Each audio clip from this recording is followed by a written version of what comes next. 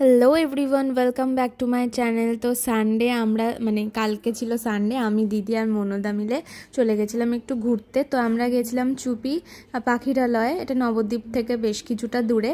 আর এটা হচ্ছে শীতকালের আসার জন্য একদম অ্যাপ্রোপ্রিয়েট জায়গা। গরমকালে এই মার্চ এপ্রিলের টাইমে পাখি খুব একটা দেখা যায়নি। তো গ্রামের পরিবেশ, একটা গ্রাম্য পরিবেশ ছিল, তো বেশ ভাল লাগছিল। তো এইখানটায় বেশ কিছু ছবি তুলে আমরা বেরিয়ে যাচ্ছিলাম। আর এখানে হচ্ছে নৌকা চড়ার ব্যবস্থাও আছে, হয়তো এগুলো শীতকালের জন্যে।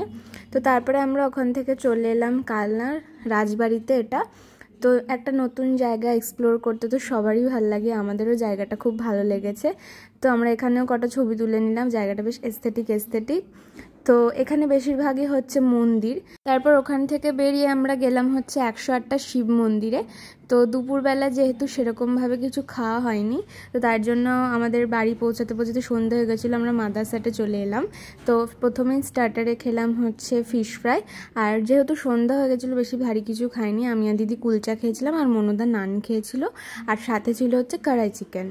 তো শেষে একটু আইসক্রিম খেলো দিদি আর মনোদা, আর আমি খেয়েছিলাম হচ্ছে লাইম সোডাটা। তো আজকের মতো ব্লগটা এটুকুনি, দেখা হচ্ছে তোমাদের সাথে নেক্সট ভিডিওতে। Bye bye.